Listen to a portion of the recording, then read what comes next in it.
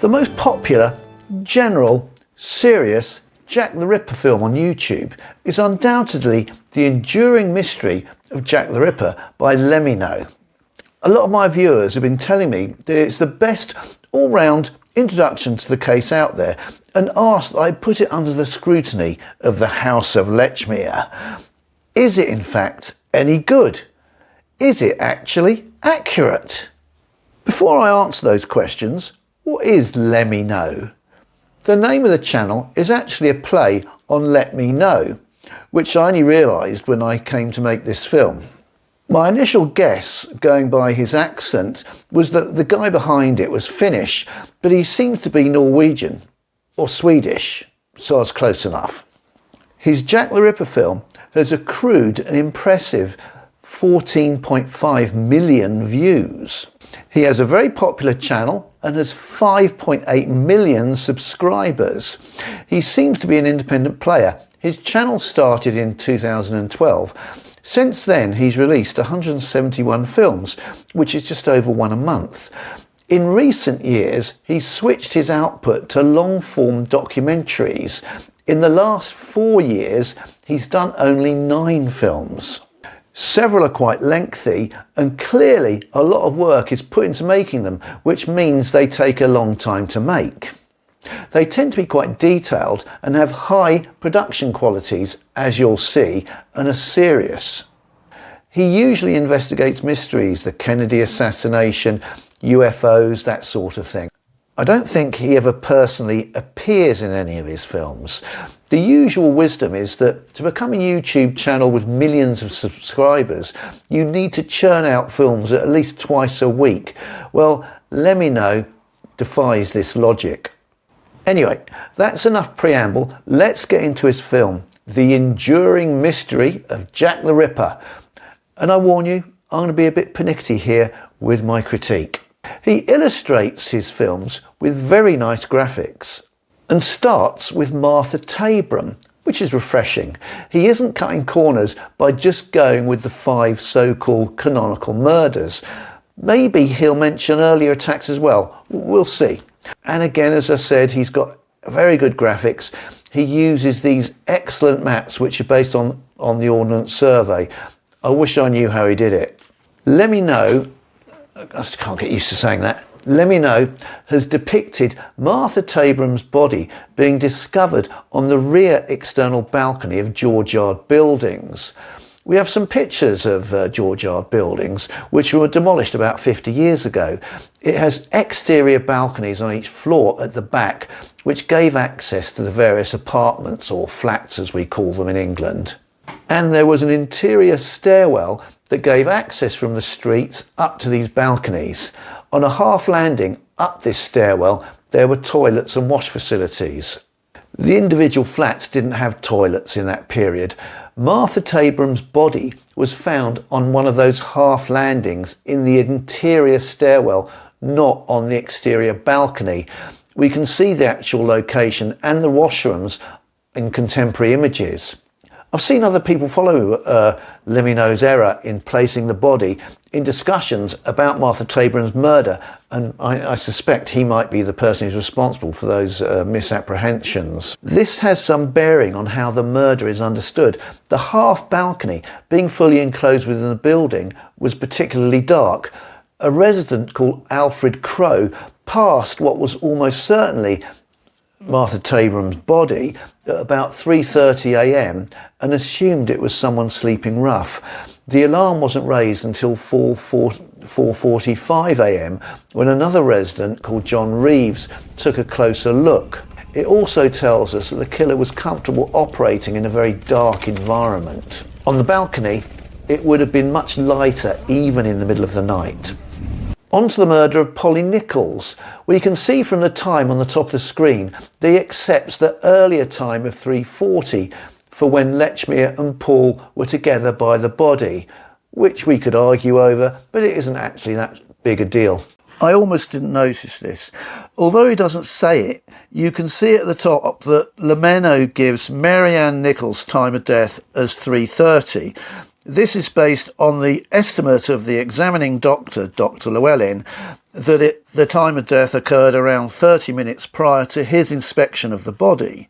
This in turn is based upon Dr. Llewellyn arriving at the crime scene at around 4 a.m. Obviously 30 minutes before 4 a.m. is 3:30. But PC Thane didn't knock on Llewellyn's door until just before 4 a.m. Llewellyn had to be roused from bed, dress and then get to Bucks Row. That must have been at 4:10 or even a little later. 30 minutes prior to 4:10 is 3:40, which is the time LEMMiNO gives for Paul and Cross being with the body, and he correctly states that Paul thought he detected breathing.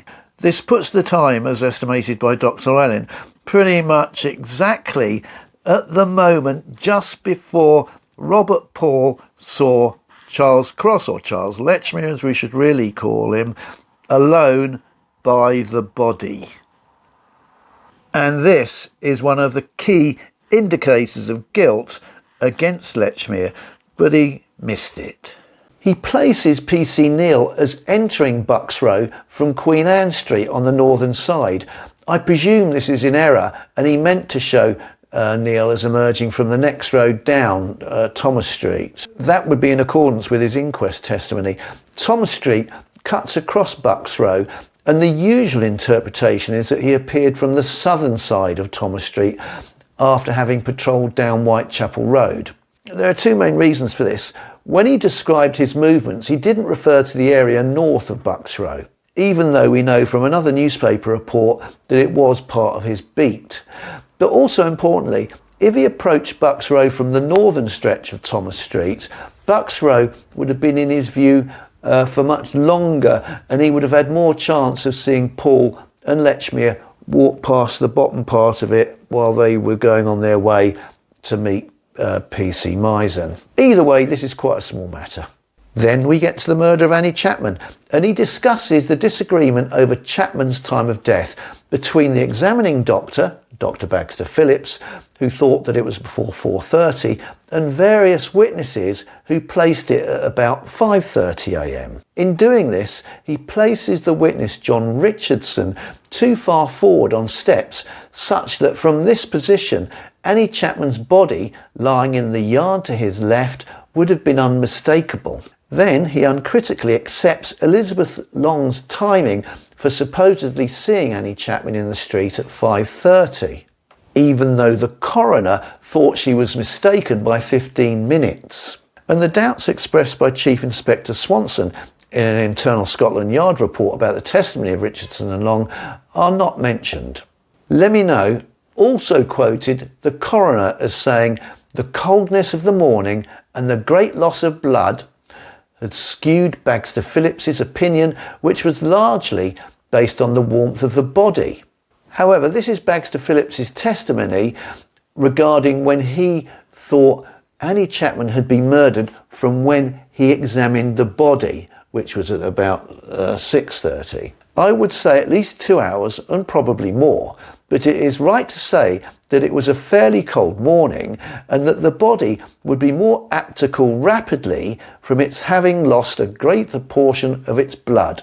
So Baxter Phillips assessed the time of death as being over 2 hours before he inspected the body, which, as I said, was at about 6:30 a.m, and he was completely aware of factors such as the coldness of the morning and the loss of blood suffered by the victim, which would have informed his estimation.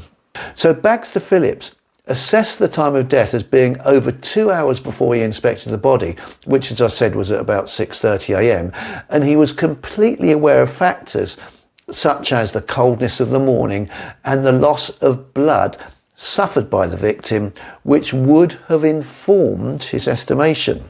To reiterate, logically, if he knew it was cold and that there had been blood loss, he would have built that into as factors into his estimated time of death. Baxter Phillips didn't say that his opinion as to the time of death was skewed, or even that it might have been skewed, nor that he based his estimation on the warmth of the body. The coroner, in his summing up, said, It is true that Dr. Phillips thinks that when he saw the body at 6:30, the deceased had been dead at least 2 hours, but he admits that the coldness of the morning and the great loss of blood may affect his opinion.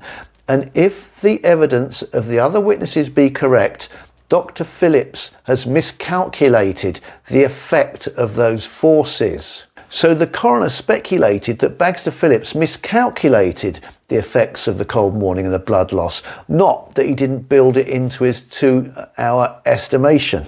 Earlier in the inquest, Bagster Phillips had tried to avoid going into the gory details relating to the injuries suffered by Annie Chapman and had got into a bit of a squabble with the coroner over this. And I wonder whether this incited Win Baxter to be a bit caustic about whether or not Bagster Phillips had miscalculated the time of death.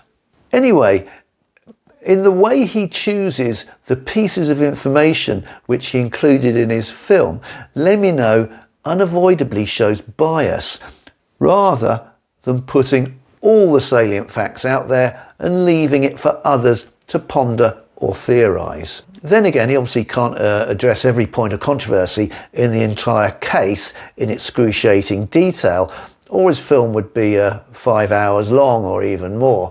But when I notice them, I'll make viewers aware that there are counter-arguments to certain points he raises. Then we get to the double event murders, and he makes the point that there's no evidence that the murders of Liz Stride and Catherine Eddowes were connected. But on the same basis that this claim is made, you could argue that none of the Whitechapel murders are connected. Although, with the double event murders, there is, in my opinion, evidence that they were connected. You have a similar type of victim. Both attacks are in the street, which is very rare. There were no witnesses. You have the throat being cut, which again was very rare. And there's the spatial relationship between them, the distance and the timing, about 3/4 of a mile and only 45 minutes. That amounts to evidence. And of course, they were both attacked with a knife. LEMMiNO goes on to recite various witness accounts, these, for example, relating to Liz Stride. But there's no discussion about the general unreliability of all eyewitnesses in such cases, which has been shown in countless studies. LEMMiNO is not unique here. It's a general feature of criminology, or the study of true crime, where witness testimony is accepted as if it's gospel, with little or no sifting or evaluation. Different types of witnesses are more reliable than others, depending on the circumstances of the event they witness, the personality of the witness, and so forth. LEMMiNO moves on to the account given by a witness called Israel Schwartz. Schwartz said he saw a man accost a woman, who he identified as Liz Stride, on Berner Street at about 2:45, just after midnight, shortly before she was found dead. Schwartz avoided this incident and crossed the road and noticed another man, known as Pipe Man, outside a pub on the corner of the road on the side that he had just crossed away from. The graphic which LEMMiNO produced to illustrate this shows Schwartz walking around him on the same side of the road, which is incorrect. Also, as I said, there's no critical evaluation of Schwartz's account, just acceptance. When he came to Catherine Eddowes, it's strange that in the graphic that accompanied her with some biographical details, it doesn't mention that she had a partner called John Kelly. In a similar biographical card he put up for Mary Kelly, for example, it does list all her known partners or ex-boyfriends. I think that inconsistency just struck me. In the aftermath of the murder of Catherine Eddowes, a portion of her apron was dumped in Goulston Street. I thought it was slightly strange that LEMMiNO doesn't mention there was a slightly mysterious time gap concerning the apron. Catherine Eddowes was murdered at about 1:45 a.m. on Mitre Square. Goulston Street is only about 5 minutes walk from Mitre Square, yet 35 minutes after the murder, at about 2:20 a.m, PC Long patrolled down Goulston Street and didn't see the apron. He returned to Goulston Street at 2:55, and this time he did see the bloody apron. The issues around the missing apron are discussed in this film for anyone who's interested. There'll be a link in the description below. Again, I think it's strange that he doesn't mention that the Goulston Street graffiti, which was found immediately above where the apron was found, was washed off the wall on the instructions of Commissioner Warren of the Metropolitan Police before it could be photographed. The film I just mentioned covers this as well. As I've already said, I guess he has to choose which parts of the overall story he had to exclude. After going through the victims up to Mary Kelly, he also then briefly mentions other attacks, both before and after the 6 that he covers in detail.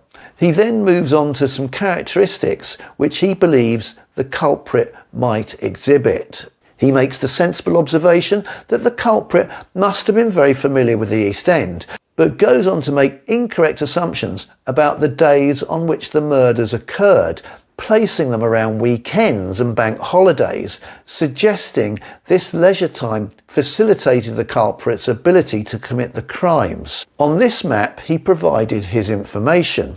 Martha Tabram was murdered in the early hours of a Tuesday morning.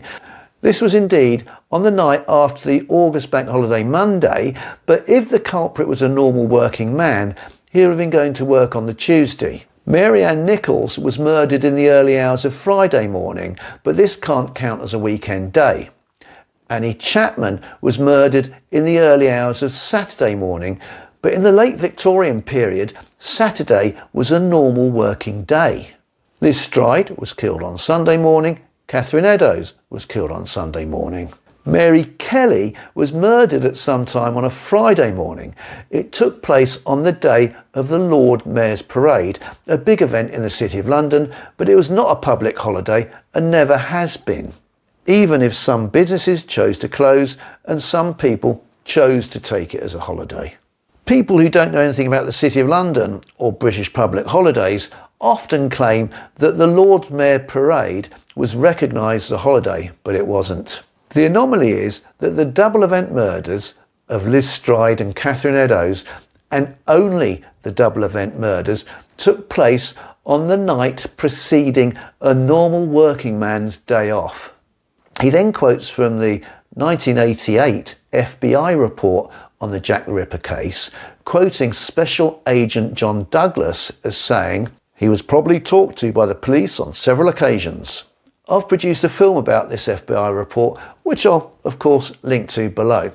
He then goes on to the suspects, briefly mentioning John Pizer or Leather Apron, John Richardson, who I mentioned earlier in relation to the murder of Annie Chapman, and George Hutchinson, who came forward to say he had seen Mary Kelly shortly before she was murdered. Then he comes to 4 suspects that he takes a more in-depth look at, and the first one he investigates is Charles Cross. That's how LEMMiNO names him, so I'll persist with that name for now anyway.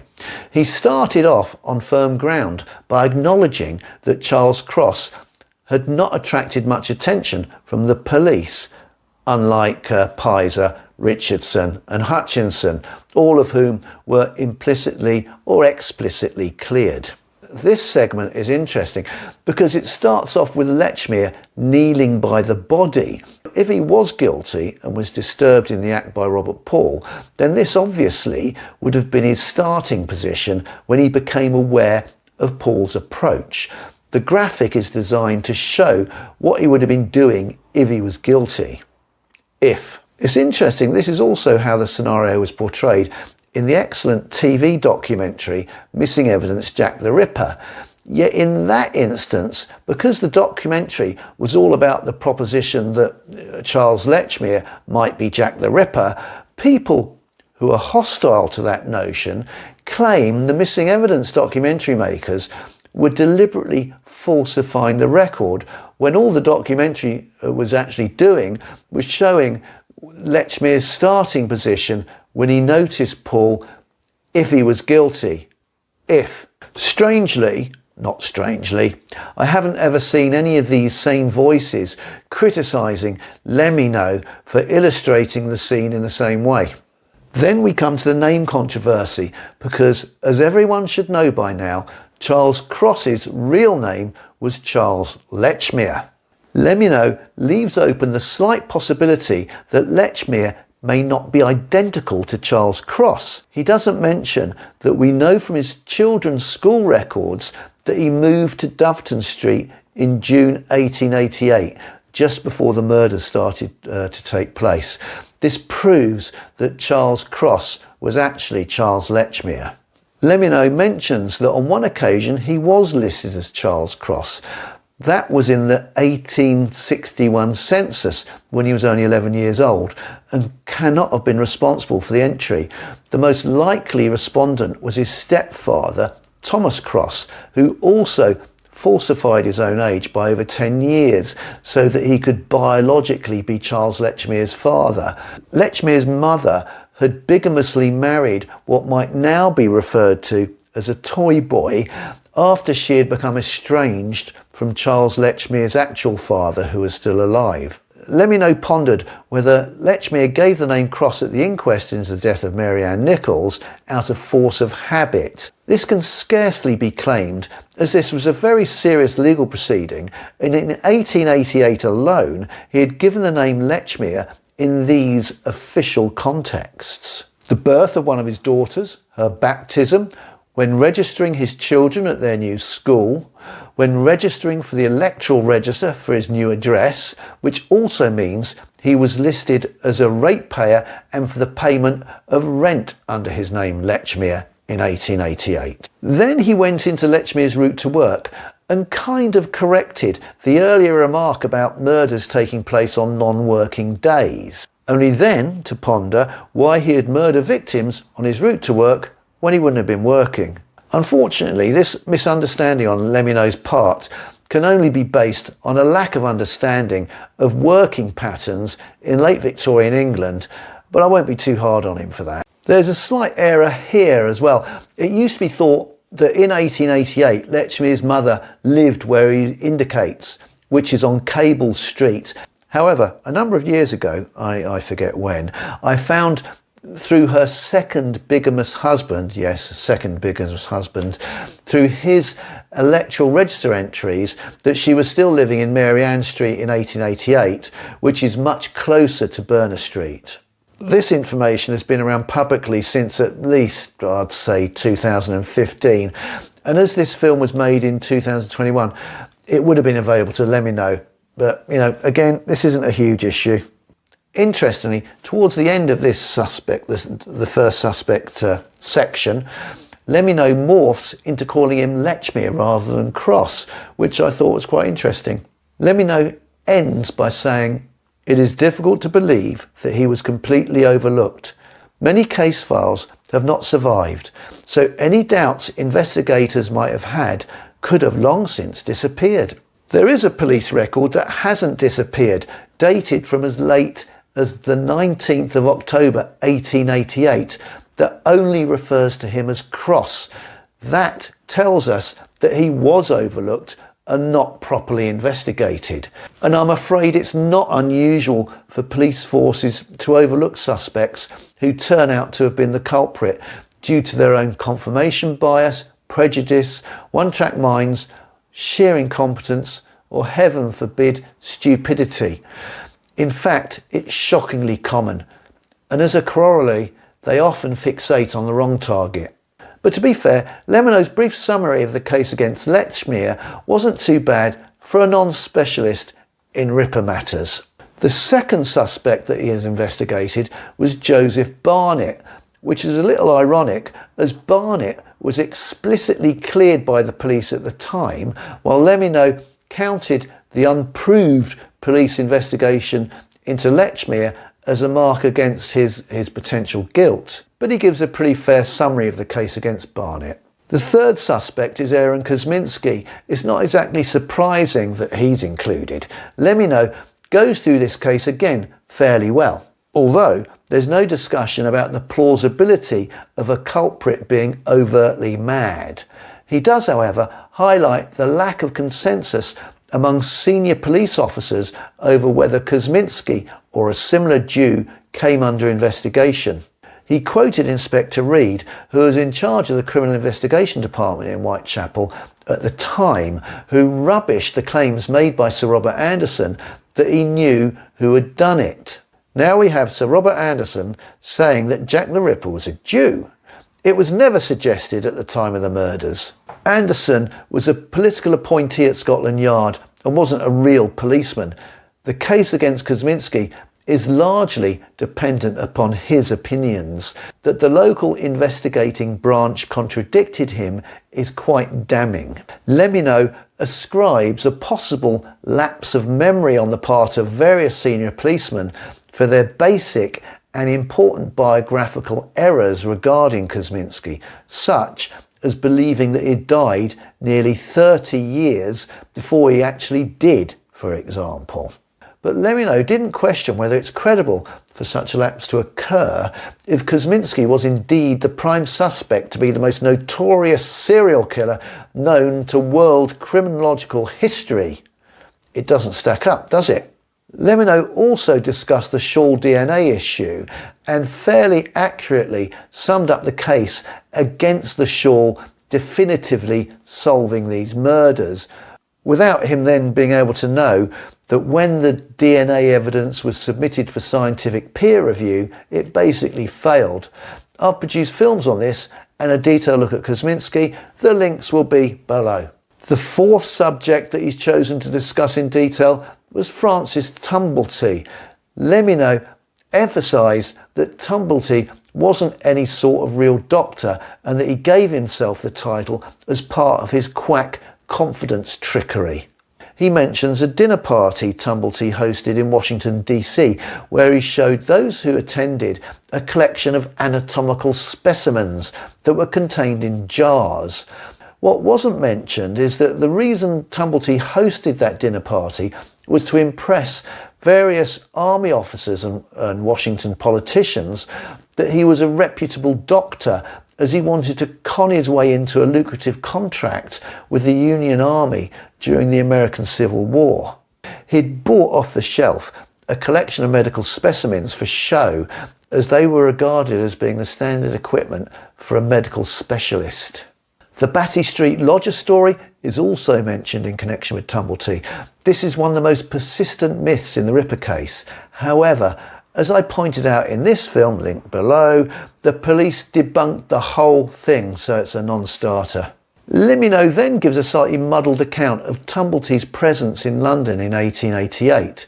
Tumblety was arrested in London after being accused of committing gross indecency against 4 young men, not on suspicion of being Jack the Ripper. He was released on bail, but the date this happened is uncertain. He may have still been on remand when Mary Kelly was killed. On being granted bail, Tumblety fled London and went back to the United States. Tumblety was a newsworthy individual, and when he got back, he told the New York press that he had been arrested in London on suspicion of being Jack the Ripper. This was effectively to cover over his arrest for gross indecency. It was a distraction tactic, what's known in propaganda circles as throwing a dead cat on the table. The stories about Tumblety being suspected of being Jack the Ripper originated with Tumblety. LEMMiNO also repeated the claim that Tumblety had been pursued across the Atlantic by Scotland Yard detectives, but this has been debunked. But to be fair, LEMMiNO covered Tumblety fairly well. It's a complex case to get your head around. Tumblety was a very weird character. In summing up, LEMMiNO notes the implausibility of many suspects, saying they seem hopelessly contrived against the sheer simplicity of a suspect like Charles Lechmere, an unassuming delivery man on his way to work. So just as he seems to be clawing his way to finding the most credible suspect, to mix my metaphors, from the jaws of victory, he then backtracks. Personally, I remain unconvinced that Jack the Ripper has ever been identified as a suspect. Which is fair enough, I guess. I've been pernickety because this film has been highly recommended by many people. Overall, it is a good general overview. Most of my criticisms are over minor things, to be fair. LEMMiNO objects to reaction videos. I think some content creators have just copied his films in their entirety and just made the odd comment here and there. He's now copyrighted his films, so I can't show you the clips that I've commented on, and have just used stills, as you might have noticed, with a few quotations. But I'll link to his film below so you can watch it if you haven't already, and hopefully see where I've made my comments. With my reaction videos, by the way, I only ever use limited segments, and I do them to correct errors as a public service, and I always provide links to the original. In this one, I didn't find that much to criticise. I've been doing a few films lately to mark the 30th anniversary of the Essex Boys murders, and that's taken up a lot of my time. And to be honest, reaction videos are easier and quicker to do than my normal films, which require location work, more detailed and complex scripts, and more time-consuming edits. So please forgive me. And quite a number of you also seem to enjoy these reaction videos. Anyway, what do you think of my critique of the enduring mystery of Jack the Ripper by LEMMiNO? Thank you for watching. As always, please subscribe, share, like and comment below.